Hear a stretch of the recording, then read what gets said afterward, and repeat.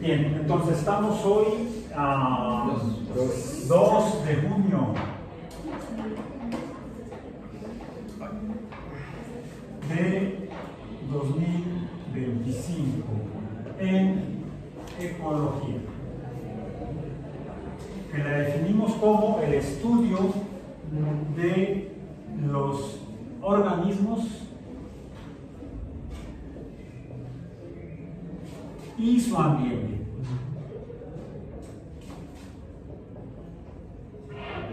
Es la ecología, el estudio, logos, del lugar donde viven los organismos y la relación de los organismos con ese lugar y de los organismos entre sí. Para eso definimos lo que es un organismo.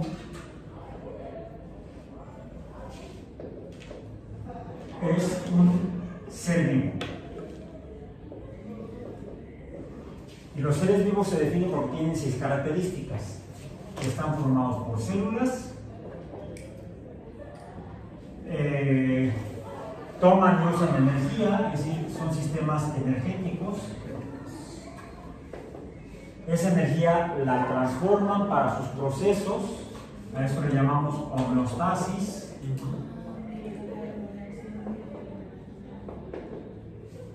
Esa energía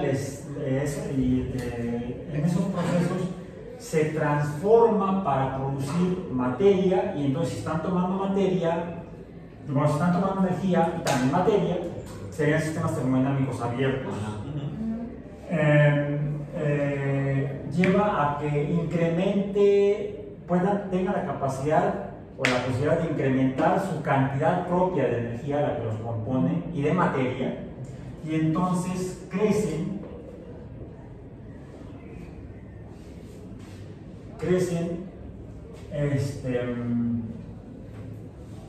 como están interactuando con la materia y energía exterior, también hay respuestas a esa energía y materia exterior. A eso le llamamos, más déjenme cambiar aquí el orden, antes del crecimiento, bueno, antes de la energía. Ese proceso en el cual interactúan con la materia y pueden responder a la materia externa o a la energía externa, le llamamos excitación. Son excitables. No me excitan, me perturba el escándalo que tiene, o creo que es una no sé. Decíamos, transforma la materia en energía, es la homeostasis, de manera regulada, no es una transformación a lo loco. Entonces se presentan como homeostasis.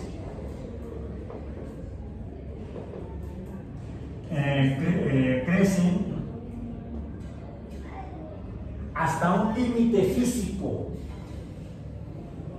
y eso da lugar a que, pues, si creciera de más, como un globo que se hinca, pudieran reventar.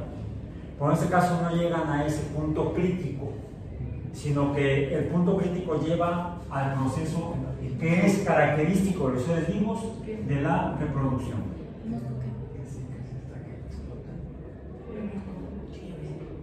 Ahora, la homeostasis son procesos de transformación de materia y energía regulados, pero puede, como cualquier fenómeno natural, tomar caminos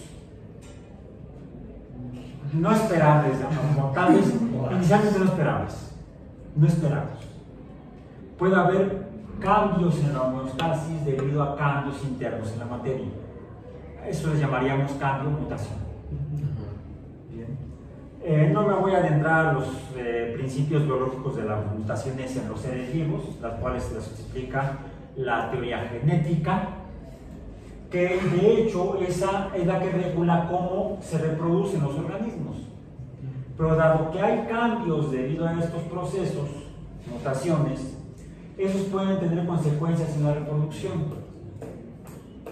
Y esos cambios en la reproducción son los que dan lugar al fenómeno biológico de, si al reproducirse, que sería una especie como de copia, lo que resulta de un organismo, los más simples, que sería una célula,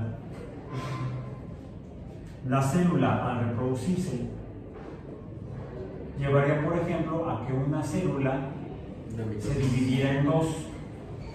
¿Mitosis o meiosis?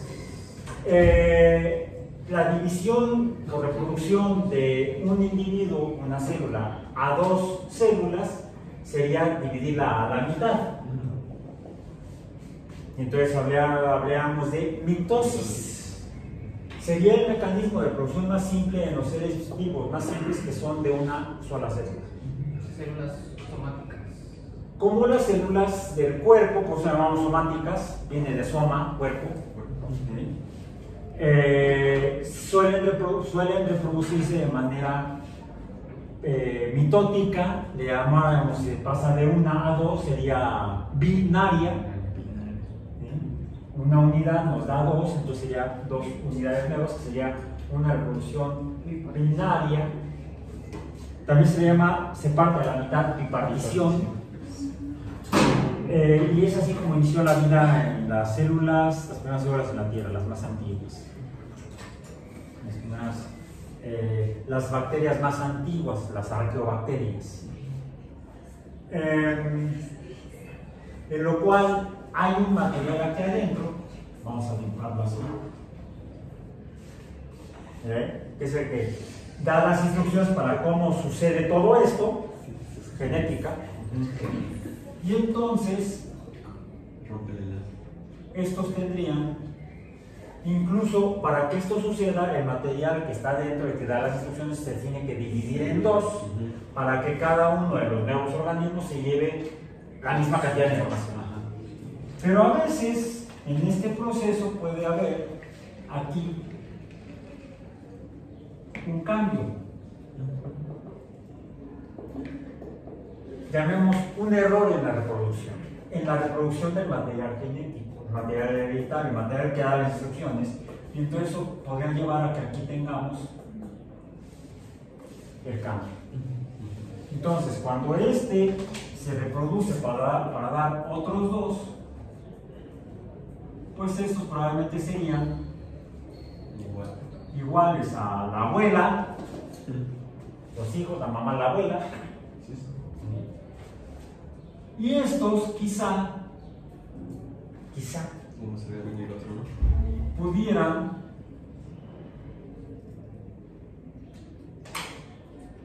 ya presentar diferencias, en la que tendríamos tal vez algo así. Este se llevó la copia sin el error previo, y este quizá se llevaría la parte que tiene la mutación, cambio o error, entre comillas. Ahora, si esta mutación diera lugar al hecho de que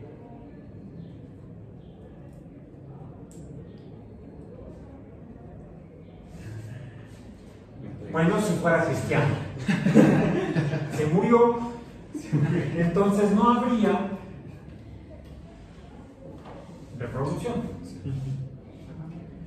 Si esto sí sobrevivió, entonces esto va a dar lugar a un nuevo linaje, una nueva línea, una nueva. Aquí tendríamos, estos presentan la misma característica, estos serían una especie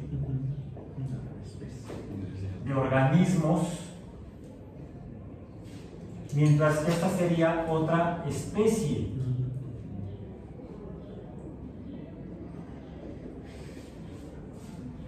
Y esto es, a este proceso del que se mueve se le llama selección. Sucede en la naturaleza de manera natural, se llama selección natural. Si el cambio provoca que el organismo o se muera o no se pueda reproducir, da lugar a que aquí se corte el linaje. No hay una nueva línea, no hay una nueva especie. Si hay un cambio y sobrevive y se puede reproducir, daría con el tiempo lugar a una nueva especie. Ahora, si estas siguen viviendo en el mismo, estos son varios organismos de una sola especie. Varios organismos de una sola especie son entonces una población. Aquí tendríamos esto daría lugar a otro grupo de organismos de una especie ya distinta, sería entonces otra población diferente. Si estos viven en el mismo lugar, vamos a ponerlo así, viven en el mismo lugar, estos dos poblaciones en un mismo lugar dan lugar a lo que llamamos una comunidad.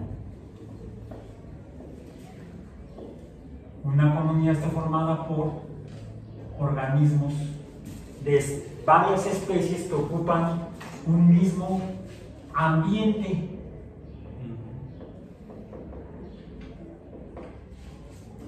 Ocupan el mismo ambiente. Quizá este cambio lleve a que esta nueva especie esté usando otro tipo de recursos para otro tipo de nutrientes, otro tipo de factores. En el ambiente recordemos que hay dos tipos de factores bióticos, que podrían ser las mismas especies, y sus productos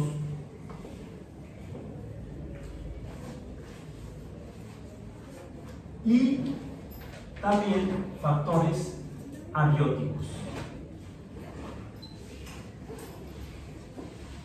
que es todo lo no vivo o no procedente de seres vivos.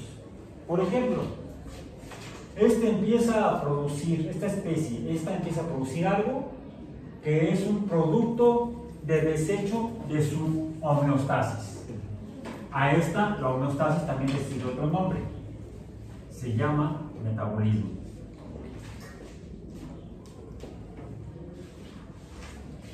El metabolismo es a través del cual opera la homeostasis, que no son más que un montón de series de reacciones químicas interrelacionadas. Y eso es el metabolismo, una serie de reacciones químicas interrelacionadas. Bueno, puede suceder que producto de este metabolismo esta especie esté produciendo algún desecho del metabolismo, de su metabolismo, que quizá le permita a estos organismos de esta especie, de esta población, usarla como nutriente.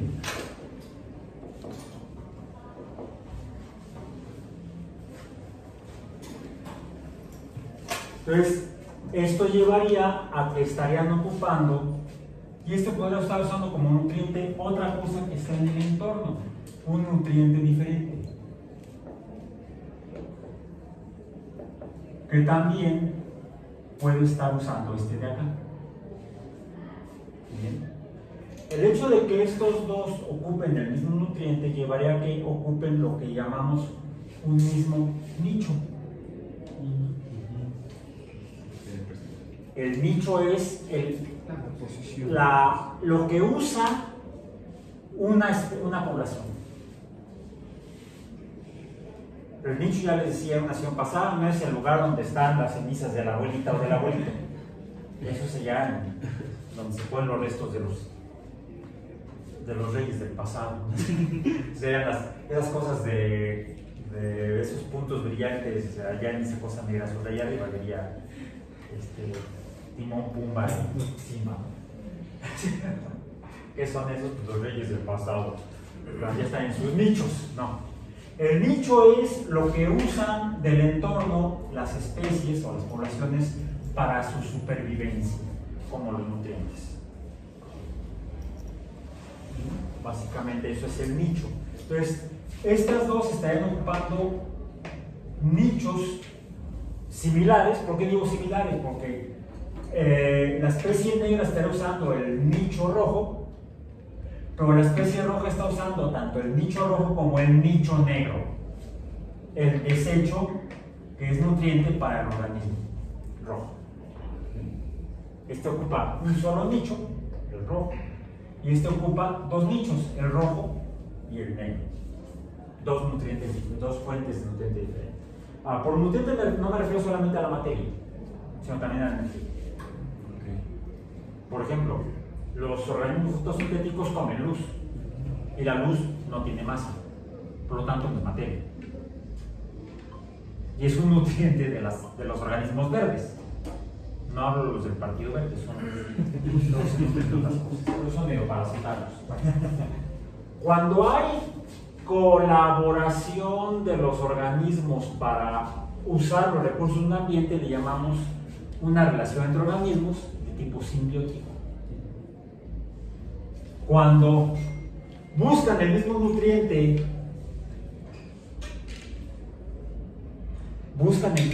el mismo nicho, aquí tendríamos una competencia por un mismo nicho. Entonces hay diferentes tipos de relaciones entre poblaciones en un lugar. Y ese lugar, todo esto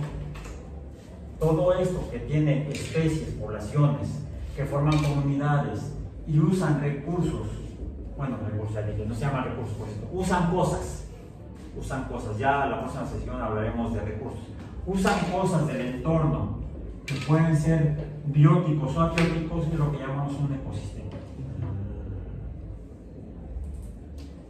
Y los ecosistemas son los objetos de estudio de la ecología.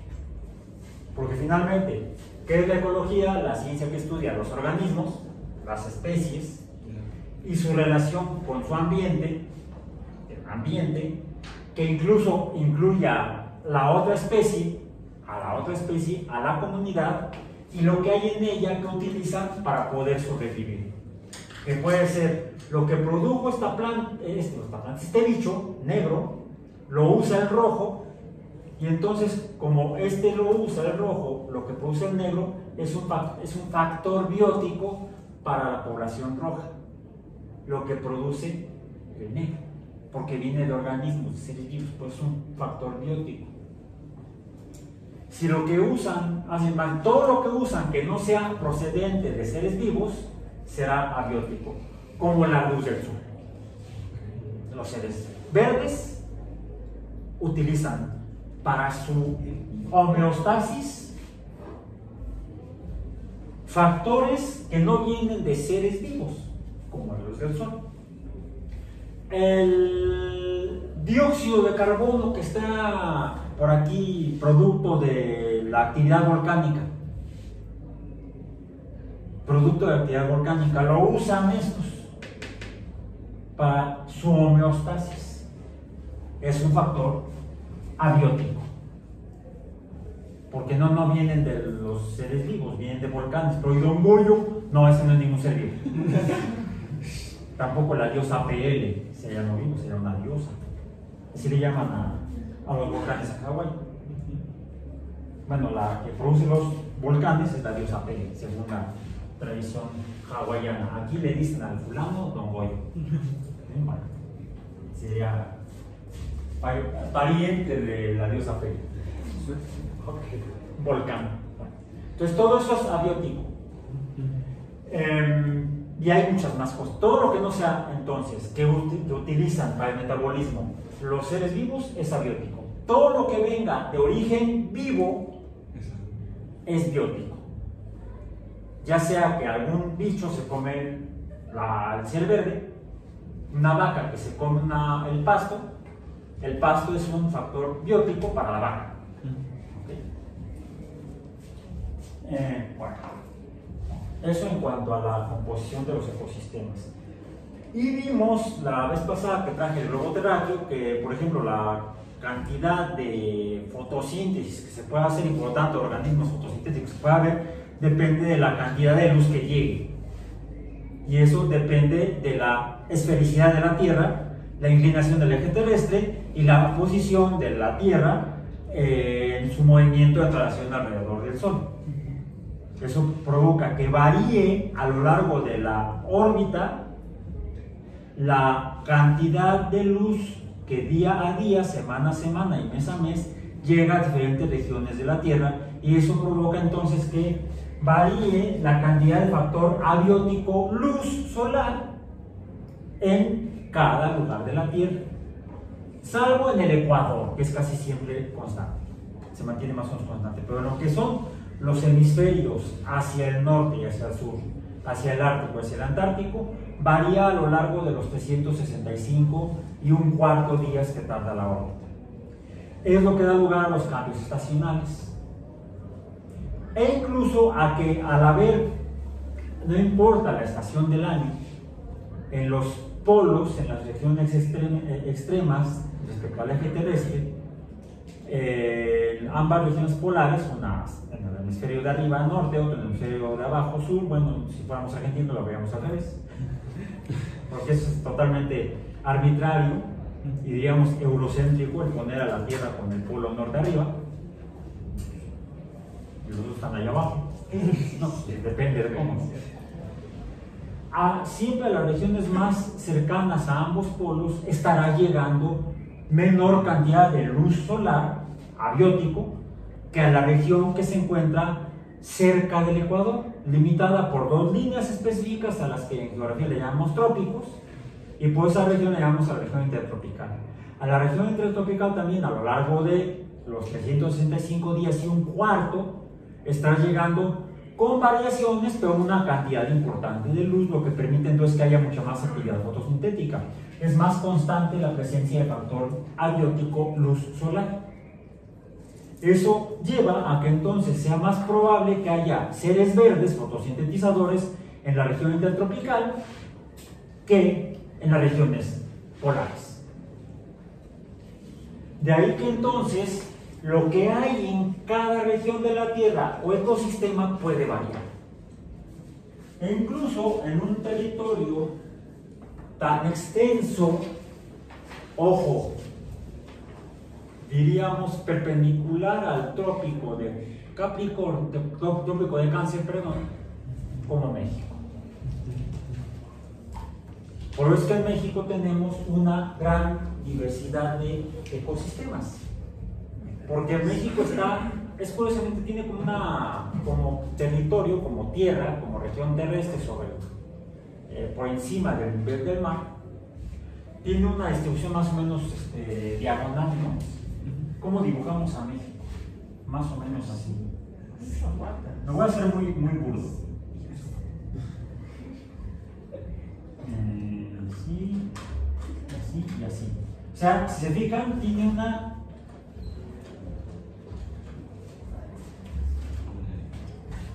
orientación sobre la superficie terrestre, diríamos noroeste. Bueno, me vi muy gringo, o muy angloparlante. No gringo, puede ser británico también, o australiano. Noroeste, sureste. No es norte-sur como Argentina o Chile. Tampoco es, sin embargo, Chile tiene debido a su orientación territorial norte-sur, presenta un fenómeno ecológico o de ecosistemas, vamos a decir, del mismo tipo del que presenta México y Argentina, debido a la orientación norte-sur. Lo que no ocurre en un país tan extenso, de hecho el más extenso en el planeta Tierra, que es Rusia. Porque la extensión del territorio ruso es oeste-este, oeste-oeste, cualquiera de las dos. El territorio ruso está orientado, vamos a decir, colineal a los paralelos. El territorio chileno está orientado colineal a los meridianos. México no, México está en diagonal. En orientación meridional, o sea, de los meridianos y de los paralelos, longitudinal diríamos. Lo que hace que tengamos una diversidad de ecosistemas muy variada debido a la distribución, sobre todo norte-sur. Algo, les digo, similar a lo que ocurre en Chile, no en Rusia. En Chile tenemos regiones donde hay poca cantidad de luz a lo largo del año, en la región más extrema hacia el sur, más austral, donde tenemos las regiones donde hay hasta pingüinos Pingüinos de agua fría, porque también hay pingüinos de agua tibia o caliente. Por ejemplo, en las Islas Galápagos. Sí, llega de pingüinos. Pero son más abundantes los pingüinos hacia el sur, en la región antártica. Y en el norte de Chile tenemos un desierto, el desierto de Atacama. Porque llega a Chile casi del círculo polar ártico al trópico de Capricornio. México, en cambio, se encuentra dividido su territorio a ambos lados del trópico de Cáncer. Aún así, lleva a que tengamos desiertos como el desierto Sonora, Arizona, que es un solo ecosistema en el norte, y el bosque lluvioso tropical en el sur, en Chiapas, Tabasco, Yucatán y Quintana Roo, principalmente. E incluso por eso podemos encontrar cuánto costaría un curso básico de ecología, no impacto ambiental. ¿En dónde? En México. ¿Cuánto costaría un curso básico de ecología? De hecho, orientado a los ecosistemas. ¿De cuántos meses? Media hora. Media hora. 15 minutos. Pero, o sea, ¿de qué son? 5 minutos, una clase básica de ecología. A A ver, te pago 20 pesos. ¿O valdrá más? Que sean 70 pesos. No, es muy poco. Yo cobraría más. Cobraría 170 pesos. Es más, ¿quién va más? ¿Quién da más? 370 pesos. Hasta 2 pesos le doy. 370 pesos a la una, 370 pesos a la dos, 870 pesos. Solo porque no traigo el otro billete. 1,870 pesos a la una, 1,870 pesos a las dos, 1,870 pesos a las tres. Me llevo el curso de ecología. ¿Por qué? ¿Por los animales? Por los ecosistemas. La última edición de billetes del Banco de México presenta como esta adicional en uno de los lados pues algún monumento, evento o personaje de la historia de México. Sí. Aquí está, por ejemplo, la entrada del ejército trigarante a la Ciudad de México, de un lado. Pero este billete de 20 pesos, pero del otro lado presenta un ecosistema. Sí. ¿Qué es el mangle, no? Es el ecosistema de mangle. Viene aquí una planta de mangle, viene abajo un coco, un cocodrilo, un Crocodylus moreleti. Viene acá arriba un ave acuática, migratoria, muy abundante en México. La espátula es un tipo de garza que tiene el pico como de pato, pero muy largo. Es una especie que encontramos frecuentemente en el mangle, aunque yo la he visto en el mangle. No, las he visto en Tabasco, en Quintana Roo, en Yucatán y en Veracruz. Ah, y en Florida también. Garza chocolatera.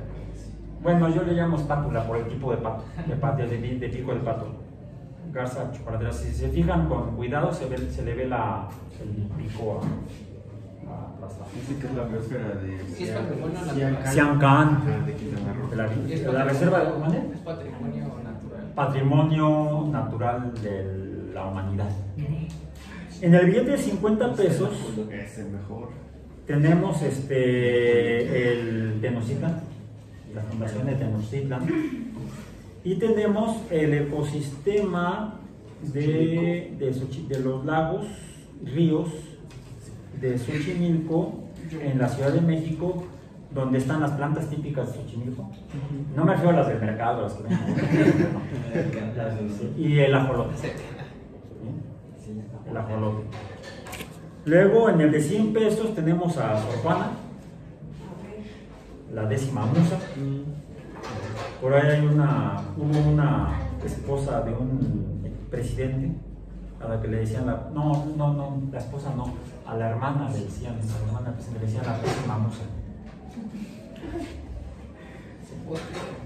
Ya luego les cuento el chiste. Y está el ecosistema del bosque templado de la reserva de la biosfera de la mariposa monarca. Y vienen aquí las mariposas monarcas, de 100 pesos. Es un bosque de pino encino. Luego tenemos a los padres de la patria, faltan las madres, la corregidora, Leona Vicario y muchas más. Somos hijos de múltiples madres. Son Miguel Hidalgo y Costilla, José María Morelos y Pavón. Un jaguar, todo. La campana de Dolores. Si duele si te cae encima la campana. Y tenemos el ecosistema del desierto, en la biosfera del Pinacate y el gran desierto de Altar en Sonora.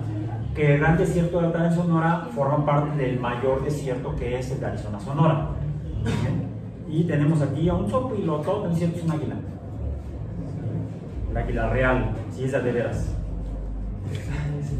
Y en el billete de 500 tenemos el Benemérito de las Américas, Benito Juárez, su entrada triunfante después del final de la guerra, y a la ballena gris en la reserva de la biosfera de allá en Baja California, del Vizcaíno, en Baja California. Y también el billete de 1000 pesos, no me acuerdo cuál es el ecosistema. El jaguar. El jaguar, sí, Chiapas. Oiga, profe, en un curso del trimestre pasado hicimos una infografía y tal. Parte de mi tema fue, bueno, hablé sobre justamente los animales que están en los billetes. Sí. E investigando, decía que hay un billete de 2000 pesos donde el animal es un murciélago. No sé. Yo tampoco. No me acuerdo. Nunca lo he visto. Habría que revisar en el sitio web del Banco de México la información. Infografías, vaya, distintas, que había uno de 2000 pesos con un murciélago. Sí, de hecho yo me enteré de un poco de la historia de estos billetes porque hay un museo, es una especie de museo zoológico museo que en realidad es una UMA, una unidad de manejo ambiental, cuenta con los premios correspondientes, que está en Coajimalpa, es el Museo del Ajolote. Y ahí para una ocasión en un evento fue personal del Banco de México a dar una conferencia a platicar cómo fue todo el trabajo del proyecto de bueno, eso es un poco en broma, un poco en serio lo que es un curso de ecología de México. No, nada más para mostrar cómo incluso es un concepto. Actualmente, afortunadamente, se ha trabajado bastante en promover esto como parte de la cultura en México y necesitamos implementarlo más. Vamos a ver por qué. Bien, ahora en cuanto a nuestro tema de hoy, me traje este libro que es de la versión española de la obra Life on Earth, A Natural History de David Attenborough, publicado originalmente en inglés por William Collins e Hijos y compañía en 1979, producción por la empresa Polanita en Birmingham. Ahí está, así se anuncia la ya, confirmado. Bien, muy bien. Gracias por la información, ya tenemos otro dato más. Entonces sí, sería 1870. Algo así. Vamos hacia David Attenborough, 1979. Ya llovió. 5 años después de la fundación de la UNAM. David Attenborough, biólogo británico. La vida en la Tierra, una historia natural. Por cierto, David Attenborough cumplió el año pasado 100 años de edad. Hola. Sir David Attenborough. Tiene desde finales de los 50 trabajando como divulgador de la ciencia general, principalmente de la biología. Él se enfocaba más a la biología, siendo biólogo. Este libro dice: hace 25 años que viajé a los trópicos por primera vez. O sea, 25 años antes del 79, fue en el 54. No sé, 54. conocen, ok, por ahí, sí.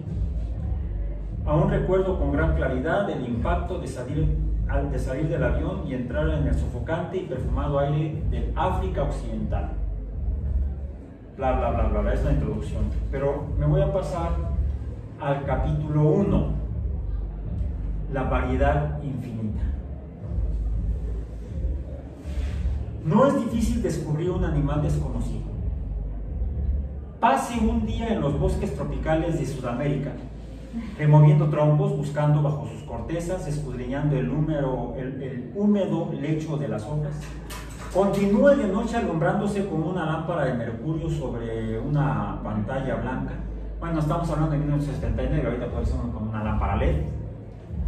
Menos peligroso que la de mercurio, se rompe y te mueres.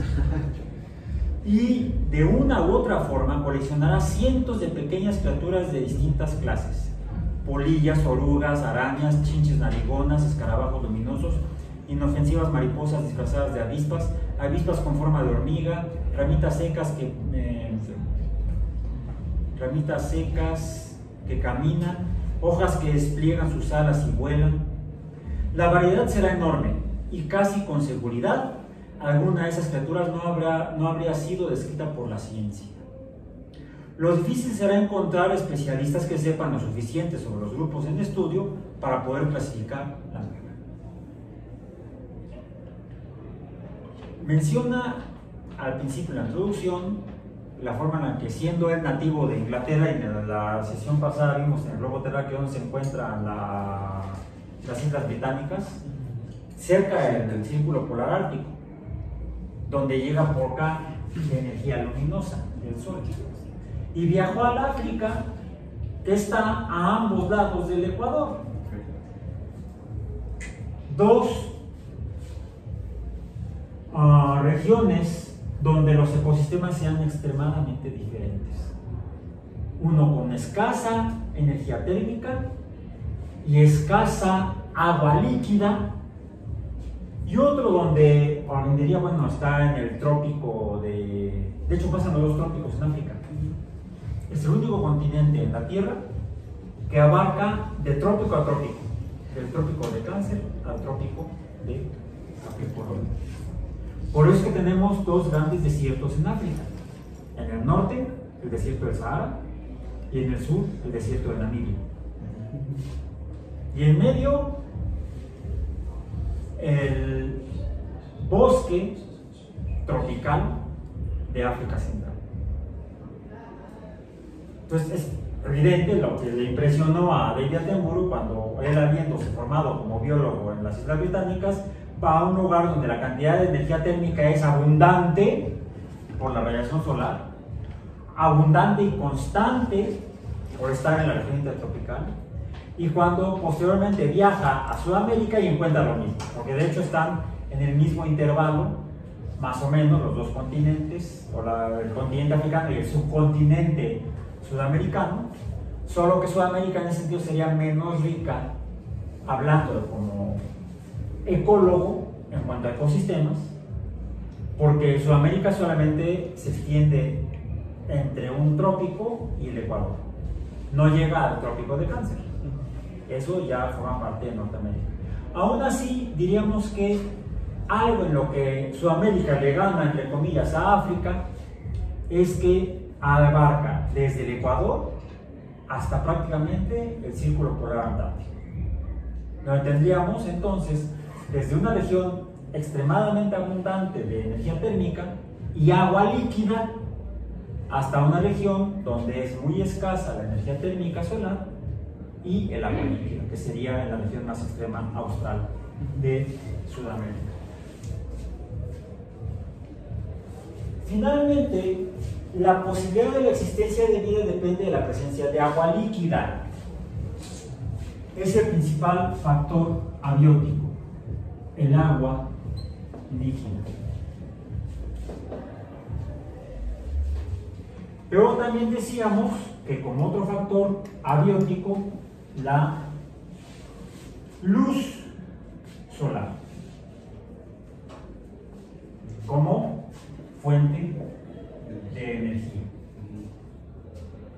Pero ahora sabemos que no es la única. podemos tener como otras fuentes de energía la energía geotérmica, que también por cierto la encontramos en los continentes. De hecho, esa la encontramos en todos los continentes, hasta en el Antártico. Hay volcanes en el Antártico, que son los lugares donde podemos hacer ver de manera más evidente la energía geotérmica. Lo que puede llevar a que entonces haya fuentes de energía para los organismos, incluso donde no haya luz solar. Ahora, dependiendo de la abundancia de esto, va a dar lugar a la abundancia de especies, diríamos de poblaciones. Y la diversidad de poblaciones es lo que nos va a dar la diversidad biológica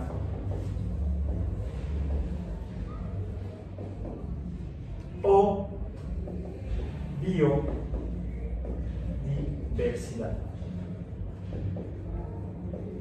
Lo que nos permitiría entonces definir de una manera muy antropogénica o antrópica, que esto nos daría la posibilidad de hablar de riqueza en los ecosistemas. Entonces, ¿cuáles son los ecosistemas más ricos, entre comillas?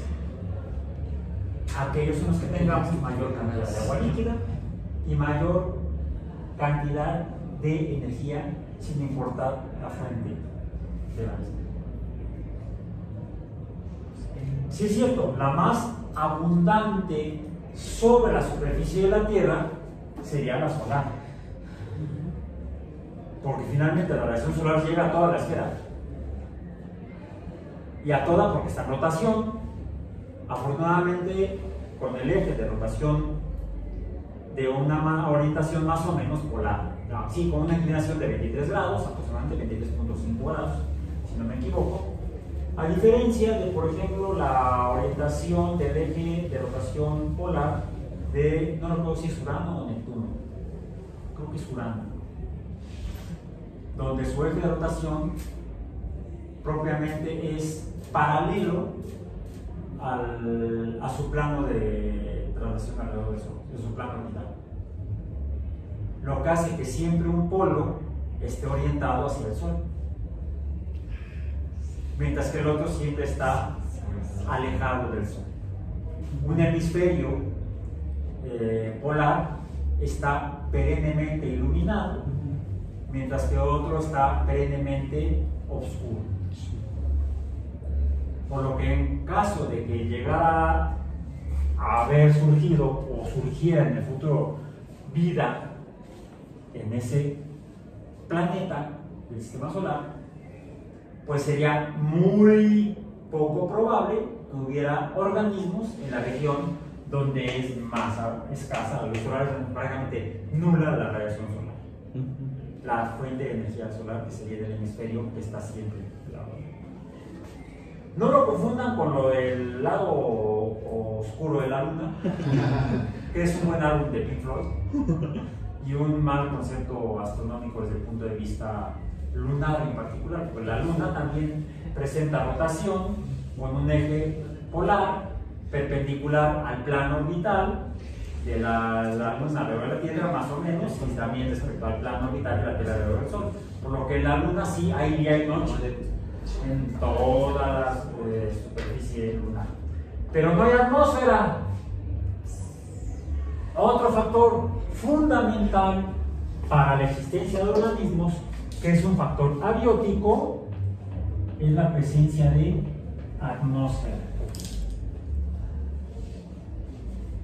Porque si no fuera por esta atmósfera, no serviría prácticamente de nada que no hubiera, que hubiera luz solar iluminando a la superficie de la Tierra para dar la fuente de energía para formación y supervivencia de los organismos y las células, desde los pluricelulares a los pluricelulares. Entonces, serían estos los tres factores fundamentales para que haya vida, y mientras más apropiada o conveniente sea la composición química de la atmósfera, aquí lo que importa es para la atmósfera tanto su composición química como sus propiedades, vamos a llamarle termodinámicas. Y por termodinámica no me refiero solamente a la energía térmica, sino también las otras propiedades energéticas de la atmósfera debido a un sistema termodinámico gaseoso. Porque también tiene que ver no solamente la expansión y la contracción de los gases debido a la temperatura, sino los movimientos que se provocan sobre la superficie terrestre, que está además en rotación. Como por ejemplo, ¿qué es lo que provoca la rotación de la Tierra en la atmósfera? El oleaje. No, en la atmósfera, no en la superficie de agua líquida. Y no es la rotación, son los vientos los que provocan, los que perturban la superficie del agua, y entonces el oleaje.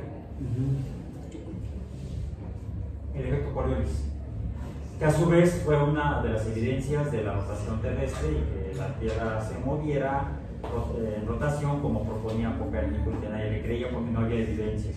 Pues que aún Coriolis no nacía, y para haber explicado las propiedades que tienen que ver con el comportamiento de los vientos debido al efecto Coriolis. Revisen por favor sus conceptos en fuentes bibliográficas, porque también la radiación solar provoca, dependiendo de la región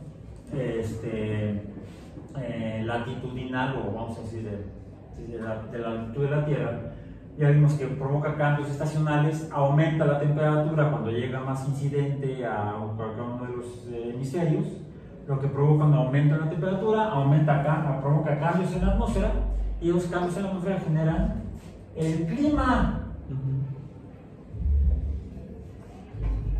Y el clima es también un factor fundamental para dar las propiedades termodinámicas que regulan la biodiversidad.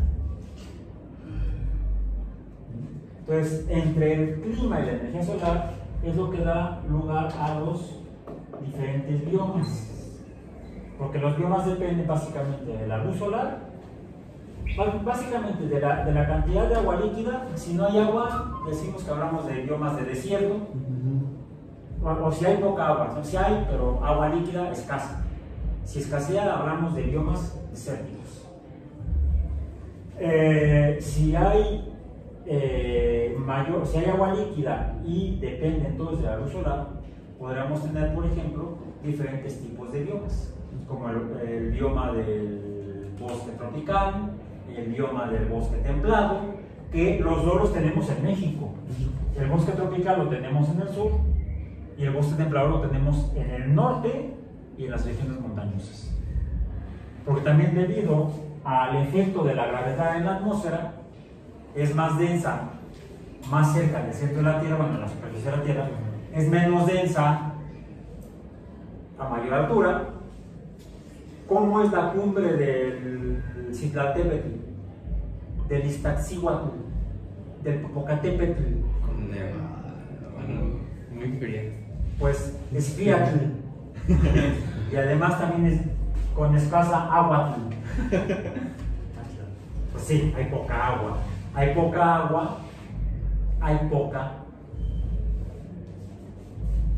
hay escasez, hay menor diversidad biológica. Busquen imágenes fotográficas de las regiones montañosas de México y comparen la distribución de la abundancia de organismos, tanto en sentido, vamos a decir, de la latitud norte-sur, como en el sentido vertical sobre la superficie de la Tierra. Es decir, a la mayor altura debe haber menor diversidad biológica. Y con eso terminamos el día de hoy. Nos vemos el miércoles en el laboratorio.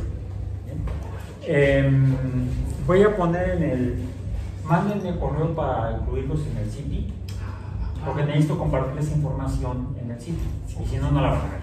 ¿Correcto? Por ejemplo, ¿qué necesitan traer para trabajar el próximo miércoles.